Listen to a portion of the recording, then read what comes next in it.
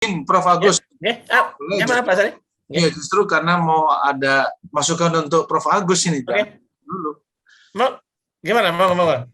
Silakan Pak Soni.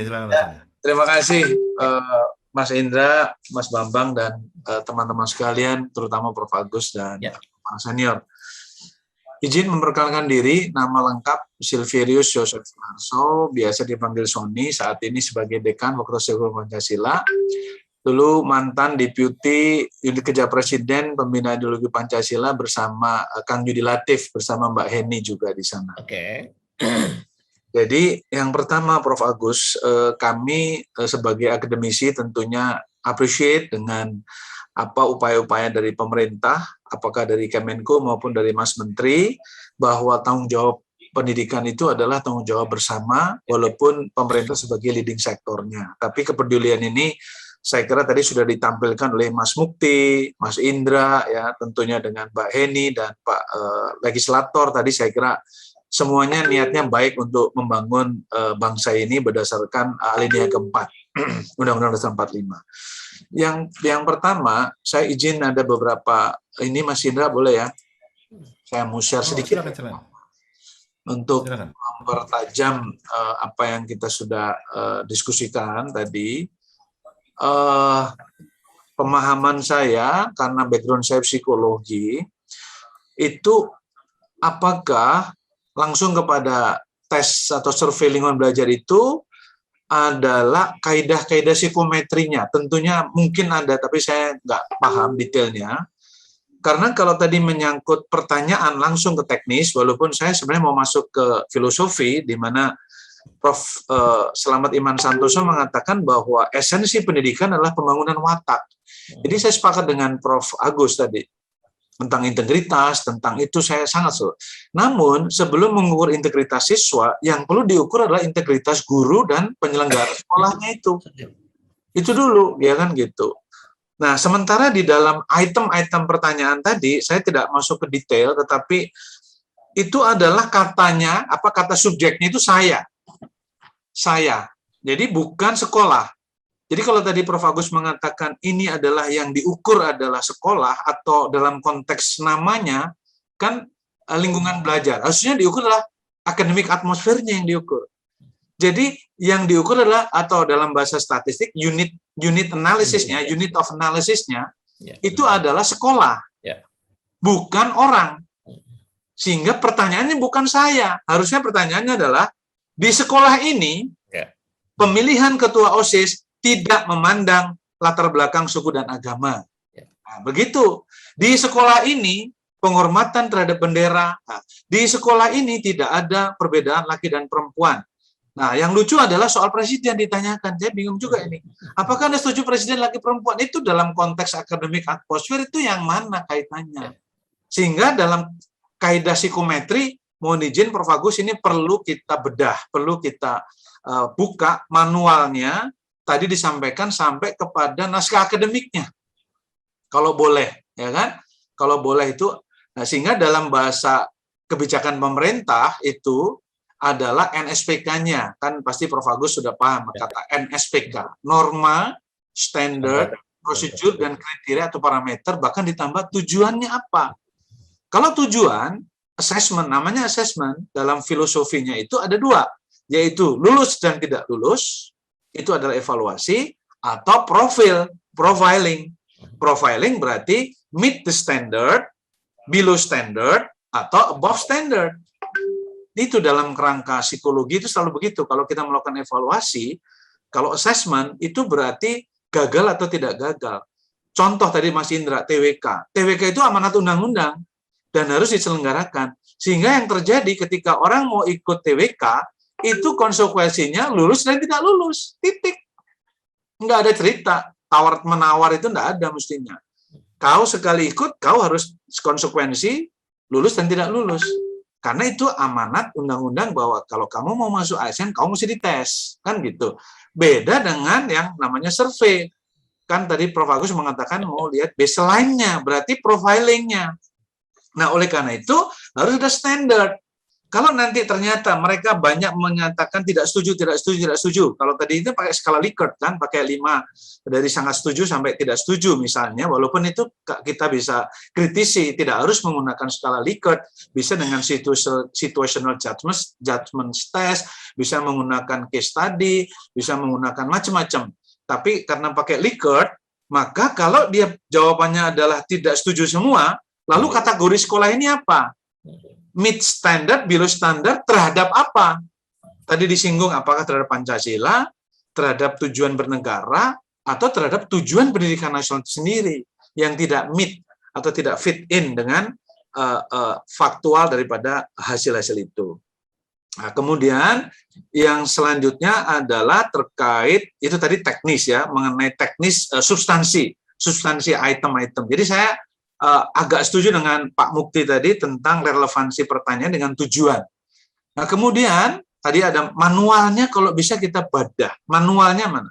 Jadi setiap membuat alat ukur, alat tes itu harus ada manualnya, harus ada teorinya. Ini pakai teori apa? Ini pakai landasan apa? Naskah akademiknya ada tidak? Karena kalau kita lihat tadi bahwa saya nanti akan singgung sedikit tentang profil pelajar Pancasila. Itu juga kami di akademisi di Pancasila itu kita sedang membahas alat ukurnya seperti apa. Tapi waktu kita matching, kita agak bingung ini ngambil dari sila keberapa. Nanti akan saya sampaikan. Nah, dalam konteks evaluasi atau assessment, belajar atau pembelajaran itu adalah terjadinya perubahan perilaku yang relatif permanen. Jadi, harus ada baseline yang current condition, kemudian diukur pada required condition atau pre-test post-test. Tetapi di tengahnya harus ada intervensi dulu. Nah, sehingga pada saat ada intervensi dalam satu semester, kemudian kita ukur, ya kan, apakah dengan intervensi apapun yang diharapkan oleh pemerintah itu terjadi perubahan perilaku, terjadi perubahan apapun lah ya dalam level unit analisis perilaku manusia maupun perilaku organisasi. Dalam hal itu adalah academic atmosphere. Nah, teorinya menggunakan field theory yang mengatakan dari Kurt Lewin bahwa behavior is a function of personal atau personality, person ya, dan environment, berarti lingkungan which is itu lingkungan belajar akademik, dan interaksi antara person and environment. Itu rumusannya. Sehingga kalau kita mengukur lingkungan belajar, ujungnya adalah apakah lingkungan belajar yang mau kita ciptakan menurut negara itu berujung pada pengaruhnya pada KPI-nya, pada profil lulusan. Apakah dia madrasah, apakah dia SD, SMP, itu profil lulusannya apa sih setelah mereka lulus itu harus ada profil kompetensinya, ada KPI-nya. Sehingga setiap lingkungan belajar harusnya mendukung pada pencapaian atau learning outcome-nya itu. Kalau di perguruan tinggi, Prof. Agus kan sudah ada kita OBE, outcome based education. Nah, harusnya kan outcome-nya apa? Sehingga lingkungan sekolah yang mau kita ciptakan harusnya bisa mentransformasi dari seseorang yang tidak ngerti apa-apa atau kurang ngerti apa-apa menjadi sesuai yang diharapkan. Nah, saya sering berbicara, Prof. Agus, sejak zaman 2017 dulu ketika unit kerja presiden itu diresmikan oleh presiden, saya cuma satu saja, konkretnya aja, membangun lingkungan sekolah ala Indonesia itu mulai dari satu, beranikah pemerintah, Prof. Agus dan Mas Menteri hanya mengubah saja. Lalu nanti kita ikuti. Kata negeri menjadi negara. Itu aja dulu, satu aja. Yang paling konkret. Contoh, ASN dulu itu namanya PNS kan, pegawai negeri sipil, diganti oleh negara menjadi ASN, aparatur sipil negara.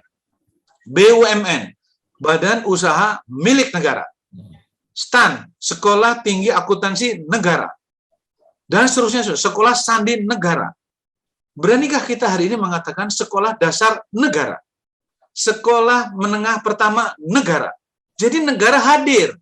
Negara hadir, bukan negeri sebagai membedakan kita dengan swasta.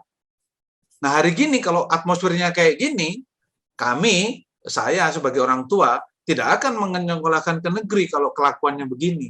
Saya sekolahkan ke swasta semua, walaupun saya alumni negeri. Pada zaman saya dulu, nggak ada persoalan, isu-isu yang ditanyakan dalam item itu nggak ada isu. Zaman Pak Harto itu nggak ada isu. Panglima TNI Katolik nggak ada problem.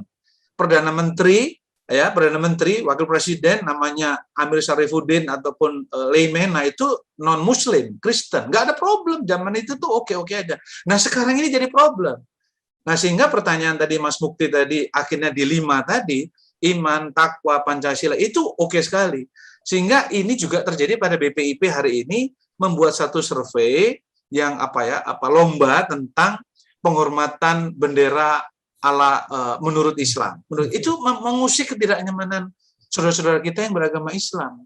Nah, yang begini-begini harus sensitif, jangan sampai ini juga nanti menjadi bola liar yang sampaikan tadi oleh Pak Ferdinand. Nah, kemudian pada aspek substansi maupun filosofi. Nah, kemudian pada tataran bimbel, tadi disinggung soal bimbel. Bimbel itu, Pak, ujung-ujungnya hari ini kita faktanya semua yang masuk UI ataupun ITB ataupun UGM dari teman-teman anak-anak saya itu mungkin 50% itu bimbel semua. 60% bimbel semua. Kenapa? Karena ada gap tidak kontinusnya antara pendidikan SD ke SMP, SMP ke SMA, SMA ke perguruan tinggi. Nggak sinambung tadi, roadmap-nya itu pendidikan nasional itu tidak nyambung. Sehingga apa yang diajarkan di SMA itu tidak nyambung dengan pertanyaan-pertanyaan ujian di SNMPTN. Yang mumet dia, pusing dia, nggak nyambung. Nah, sehingga yang masuk terus terang aja sekolah-sekolah yang favorit-favorit, Pak Agus. Ya. Kalau di Jogja ya SMA 1, SMA 3 ya, di Bandung juga sama, di Bogor juga sama. Kalau swasta, paling-paling ya Al-Azhar, Canisius, Pangudi Luhur, Gonzaga, ya kan yang top-top itu yang masuk perguruan tinggi negeri. Yang lain-lainnya ya dada wassalam. Kenapa? Karena ada gap antara SMA pendidikan Jawa dengan perguruan tinggi. Bahkan ya mohon maaf kadang-kadang anak-anak itu udah nggak peduli dengan UN. Ah pasti lulus Mas Pi, pasti lulus. Yang penting itu PTN. Jadi saya sudah abaikan sekolah mulai semester 6 itu dia sudah fokus di bimbel. Faktanya memang masuk, Pak. UGM, ITB, IPB dan seterusnya. Sehingga bimbel itu muncul karena ada gap antara apa yang diajarkan di SMA dengan apa yang diujikan di PTN. Nah, ini yang mungkin perlu kita cermati. Di samping ada pebisnis pendidikan. KRAya juga termasuk alumninya alma maternya Prof Agus namanya Primagama ya kan, ada apa namanya itu Ganesha Operation ya kan, ada macam-macam, semua itu alumni kita juga yang dari negeri, ada alumni UI, alumni UGM, ITB, duit semua. Iya, mereka pintar mencari duit. Oleh karena itu, kadang-kadang menggunakan kesempatan, opportunity. Termasuk ini mungkin diambil opportunity-nya. Nah, ini yang mungkin perlu kejelasan dan transparansi dari kita semua. Nah, sebagai contoh, kalau saya boleh merujuk pada ini, misalnya, kalau ini mau menjadi ukuran, sebagai lingkungan, kenapa nggak ngukur ini, Pak Agus? Ya kan, namanya profil pelajar Pancasila. Mulai dari keimanan, bisa kreativitas, gotong royong, kemandirian, bernalar kritis, berbinekaan tunggal. Kenapa nggak start dari sini? Walaupun ini pun saya pertanyakan, datangnya dari mana? Harusnya kan begini. Nilai itu harus berdasarkan Pancasila, kita sepakat. Nilai 1, sila 1 itu pilihannya cuma misalnya 2, religiositas atau spiritualitas. Ya kan gitu. Kemudian kita turunkan pada kompetensinya apa? Kemampuan mampu mengelola kebinekaan tunggal ikaan, bukan kebinekaan. Kita salah itu. Kebineka tunggal ikaan sesuai dengan ada di Garuda itu di bawahnya itu kebinekaan. Nah, itu kompetensi. Itu mau diukur nggak? Itu yang namanya assessment kompetensi minimal tadi. Apa? Ada nggak soft atau hard kompetensinya? Kalau PISA, matematik itu pasti di otak kirinya. Tapi otak kanan, kalau tadi kita membangun watak, itu apa? Dasarnya apa? Harusnya kan Pancasila, dasar membangun wataknya itu. Lalu peri kemanusiaan, nilai. Apa kompetensinya? Intrapersonal dan interpersonal skill. Di dalam membangun relasi dari berbagai macam latar belakang suku, agama, bangsa ini. Lalu nilai ketiga personal apa? Kolaborasi dan managing diversity. How to manage diversity. Indonesia nggak perlu diajarin soal mengelola kebinekaan tunggal ikaan. Nggak perlu itu ada Declaration of Independence yang baru tahun 50-an. Kita sejak belum merdeka sudah belajar tentang how to manage diversity. Unity and diversity. Itu kita sudah ahli. Kenapa? Kita bineka tunggal ika. Sehingga itu harusnya menjadi kekuatan bangsa Indonesia di ranah global. Kemudian demokrasi. Itu nilainya. Apa klaster kompetensi adalah mengelola perbedaan dalam pengambilan keputusan melibatkan partisipasi deliberatif masyarakat. Bagaimana tadi kalau ada orang nggak setuju proses demokratisasi, gimana Mbak Eni mengatakan jangan dulu deh, nanti kemudian Pak Ferdinand ini kan redundant, duitnya banyak loh, ini 1,4 T itu kalau dibuat untuk pemberdayaan guru mungkin lebih oke, untuk pembelian alat-alat. Bukan tidak setuju Pak Agus, mohon izin, tetapi kita juga harus mendengarkan. Jadi proses survei ini juga merupakan pembelajaran penerapan nilai Pancasila. Apa itu? Mau mendengarkan, mau mengendapkan, oh iya ya gitu ya. Lalu keadilan sosial, apa ya? Pelayanan publik tanpa diskriminasi dan berkeadilan. Nah, dari sini baru kita turunkan pada item-item pertanyaan. Kalau nanti intervensi berarti kita ada modul, ada pokok bahasan, ada subpokok bahasan yang bisa mengukur antara pretest dan post-test. Sehingga waktu evaluasi itu evaluasi atas intervensi, evaluasi atas sesuatu yang sudah kita berikan. Tapi kalau hari ini kita mau survei apa?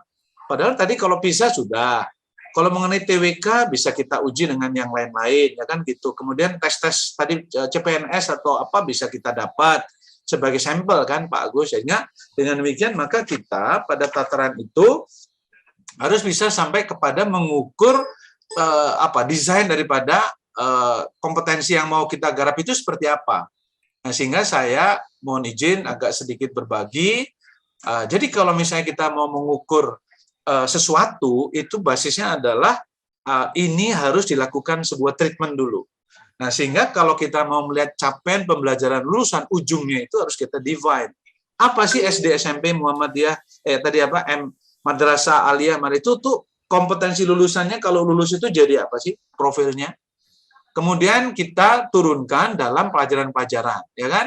Kalau di perguruan tinggi kita ada SKKNI, ada kualifikasi okupasi, ada kualifikasi kerangka kualifikasi nasional Indonesia, besi ahli, teknisi, operator, kalau di okupasi direktur, operator, yang mana sudah dibekali dengan berbagai macam kemampuan, yang ujungnya adalah profesional, kompeten, dan berkarakter Pancasila. Know-how-nya apa? Contextual knowledge, sikap di tempat kerja. Ini perguruan tinggi. Nah, sehingga kalau kita mau mengukur tadi, itu harus di bawah itu harus pada soft kompetensi apa? Baik pada tataran tadi survei karakter maupun pada environment-nya. Environment itu harus mendukung pencapaian daripada karakter dan outcome based learning-nya ini apa. Jadi bukan menanyakan sesuatu tentang saya tidak sepakat ini bukan saya, ini unit analisisnya adalah sekolah. Jadi itu yang mungkin perlu dikritisi pada tataran substansi daripada di samping konten. Ada content validity, ada construct validity, ada concurrent validity. Itu mesti diuji dulu, kemudian kita lihat reliabilitas dan validitasnya, baru kita try out. Baru setelah try out, mungkin kemarin tadi kata Mas Mukti ya, sudah pernah di try out, mungkin bisa kita lihat itu try out-nya berapa, reliabilitas validitasnya. Kemudian ada namanya item response theory, ITR. Apakah betul ini berdasarkan kesulitan atau berdasarkan kemampuan daripada orang? Karena pertanyaan yang sama akan dijawab berbeda oleh guru atau siswa di Jakarta dengan anak kita di Papua atau di NTT, tadi disampaikan kawan-kawan. Sehingga demikian itu akan menimbulkan perbedaan respon dari orang. Itemnya sama, tapi karena karakter orang dan kemampuan inteligensinya beda, maka jawabannya kan berbeda. Sehingga tidak terjadi bias di dalam konstruksi alat tesnya itu. Nah, demikian Prof. Agus dan Mas Indra, masukan saya untuk ini. Pada dasarnya secara pribadi kami senang, kami sepakat, namun supaya kita tidak menimbulkan kegaduhan di dalam nanti pelaksanaan ini. Nah, ini sebenarnya ada YouTube Mas Indra, kami di Pancasila hari ini, teman-teman boleh cek nanti di sini. Saya sudah bikin videonya. Kita sudah memiliki Pak Prof. Agus 6 rumah ibadah. 6 rumah ibadah. Masjid megah, ada gereja Katolik, gereja Kristen Protestan, ada wihara, ada pura, ada kelenteng. Dan konon hanya baru UNS yang negeri yang sampai membangun 5 rumah ibadah. Kami 6 sama kelenteng. Jadi swasta satu-satunya di Indonesia adalah Pancasila. Nah, kita nggak usah terlalu banyak berretorika. Bisa nggak setiap sekolah negeri yang sudah diganti negara tadi punya 5-6 rumah ibadah. Itu dulu konkret. Kalau nggak bisa, menurut saya environment itu tidak akan muncul dengan gagah berani sebagai NKRI dengan Pancasilanya. Itu sudah pasti. Hari ini UI, ujung, kita sebut saja. Kami kebetulan alumni UI. Hanya menentukan boleh atau tidak mendirikan rumah ibadah itu perdebatannya sampai hari ini. Karena apa? Karena di dalamnya ada orang-orang yang anti Pancasila. Itu jelas tuh. Sehingga kami mengatakan di Pancasila, oke, kalau UI nggak mau ngambil peran itu, Pancasila akan mengambil peran di depan. Akhirnya mereka sekarang benchmark ke UP. Bahwa bagaimana komitmen pimpinan membangun 6 rumah ibadah itu harus dari top down. Nggak bisa gerilya-gerilya lagi, harus top down. Punya komitmen nggak atasannya. Mulai dari presiden, sudah oke, menteri-menterinya oke, menkonya oke, semua sampai kepala sekolah, sampai RT RW, sepakat nggak dengan Pancasila ini? Sepakat nggak dengan membangun bangsa ini berdasarkan pembangunan karakter Pancasila? Itu konkret sekali. Dan kami akan berjalan terus untuk mengembangkan ini, lepas terutama khusus kami tidak mendapat bantuan 1 rupiah pun dari pemerintah, sehingga kami bebas untuk mengembangkan ideologi yang ada di kampus kami, di Universitas Pancasila, yang ada Pak Siswono, ada Pak Agung Gumelar, ada Pak Dai Bahtiar, yang beliau-beliau sangat konsisten dan peduli dengan itu. Bagaimana menciptakan akademik atmosfer yang betul-betul berkarakter Indonesia, berkarakter Pancasila. Oleh karena itu, mungkin nanti kami siap mendukung apa yang disampaikan Prof. Agus. Kalau perlu diminta, kami sudah ada siap instrumennya juga. Bagaimana mengukur pada level unit analisisnya adalah sekolah, bukan individu. Ya. Okay. Terima kasih Prof. Agus, Mas Indra, terima kasih. Mohon maaf kalau ada yang kurang berkenan. Tadi yang disampaikan oleh Bu Aulia, Mbak Eni itu, dan kawan-kawan saya sudah tepat sekali, Pak Anang ya, Pak Dizali ya tadi ya. Jadi tadi yang survei tadi itu, orang Indonesia itu dalam teorinya itu selalu akan tidak enakan. Jadi kalau nggak dia akan cenderung ke skewed kanan, kalau di statistik itu skewed kanan, atau di tengah. Ya kan gitu. Statistiknya itu pasti. Sehingga dia cenderung faking good. Karena kita memang sudah dilahirkan sebagai bangsa menurut Muhtar Lubis, bangsa yang hipokrit. Gitu ya. Itu udah nggak setuju loh, Prof. Saya nggak setuju loh, Prof, itu, Prof. Ya juga. Saya nggak setuju itu. Aduh, bahaya itu, Prof. Nggak setuju, tapi faktanya begitu. Nah, jadi itu nggak bisa. Dulu, Prof. Belum ada survei mengatakan itu.